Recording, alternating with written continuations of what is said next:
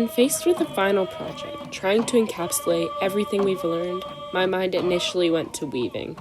A topic with such a rich history and a modern-day revival happening as we speak is so interesting to not just me, but probably most people. To start my project, I'll be using this, which is the wool of an Icelandic sheepdog. This is an Icelandic sheepdog. It is a breed of dog native to Iceland, known for its long outer coats and its short inner coats. To try and mimic the historical process of Coast Salish weaving to the best of my abilities, I was given the wool of this dog, Digger. Digger is an Icelandic sheepdog, as referenced before, and has the optimal coat for this sort of project. These dogs are extremely similar to the Salish woolly dogs, which are one of the most relevant parts of historical Coast Salish weaving. Traditionally, the Coast Salish women would care for these dogs, annually harvesting their woolly coat, washing, spinning, and weaving the wool. These pups were extremely valued, so they would isolate them on their very own island to avoid crossbreeding. If you're thinking that you've never seen a woolly dog on the streets these days, you would sadly be right. Post-colonialism, there were high levels of immigration into the province, and these dogs no longer were isolated and bred with other dog species. It's estimated that the Coast Salish woolly dog went extinct in either the late 1800s or the early 1900s. The premise of my project is I'm basically taking this and turning it into this, which is little bundles of yarn, and I intend on incorporating this yarn into weaving.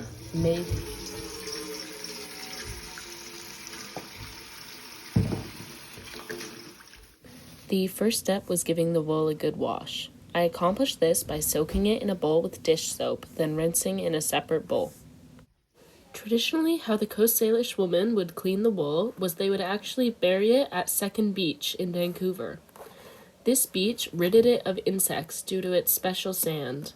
After 1 or 2 weeks, they would come back to the beach to retrieve the wool. They would then boil it and hang it to dry.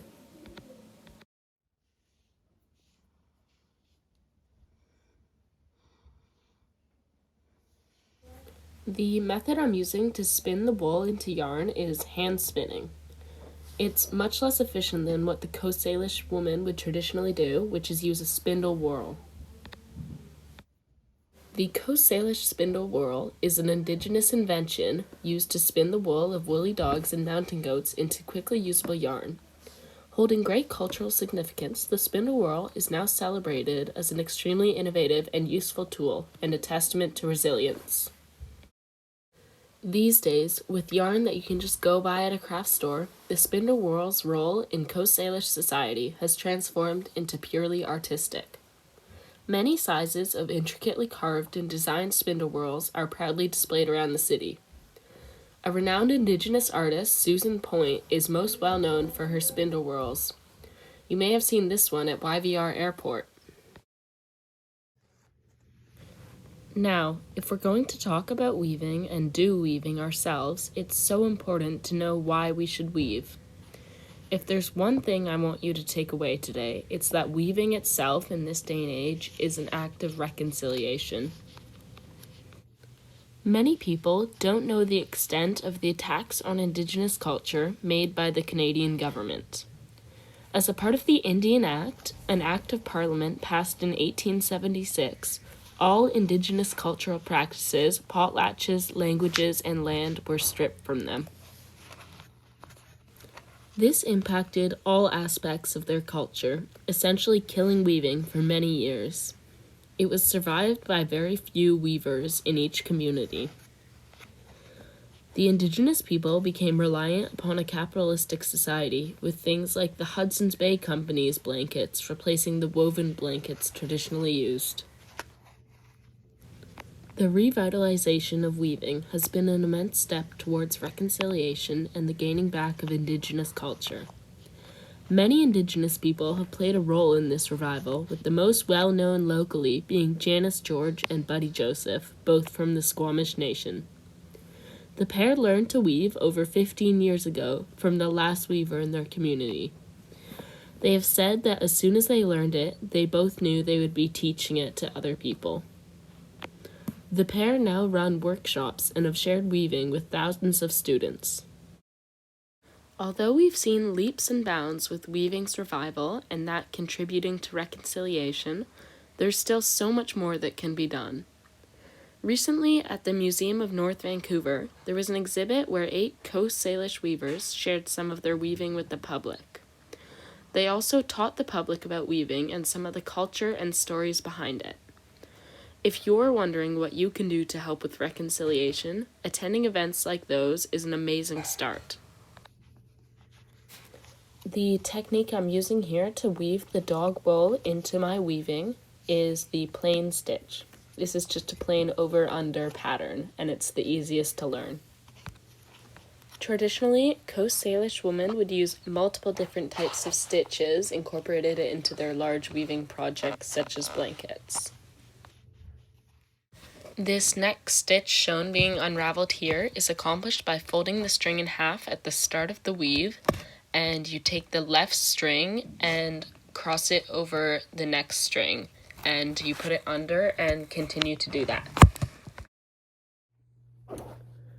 So our class's first official encounter with weaving was during our field trip to the Museum of North Vancouver. We were taught by an Indigenous woman named Jordan how to weave and the history behind it. And we all made woven bookmarks, and it was there that we learned that it's custom to give your first weaving project away to someone. Our class's second encounter with weaving was actually at school, where we were educated by Indigenous weaving experts who actually came to Sea Cove and taught all the classes on how to make a quarter bag. A couple of years ago, that sort of thing, weaving being taught widely at school, would have never happened. So this shows that we are in the works of laying a strong foundation for the reconciliation in the aspect of reviving traditional cultural practices. I now have here my finished weaving project. So this is a quarter bag. It's a bag. It can fasten like this. I've used store-bought wool on the bottom and the top. And then here I have 2 rows of purely dog wool yarn. And then I experimented in the middle with blending it with another type of wool to make the fibers stronger. And it worked. There it is. Reflecting on this process, I truly hope that everyone can learn weaving. It teaches you lots about patience and the importance of persistence, along with giving you a much deeper understanding of the work traditionally done by Coast Salish women.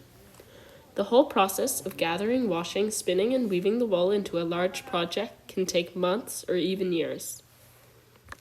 While we still have much more work to be done, if the expansion and revitalization of weaving continues at this rate, reconciliation in the aspect of reviving lost arts and traditions becomes more attainable every day.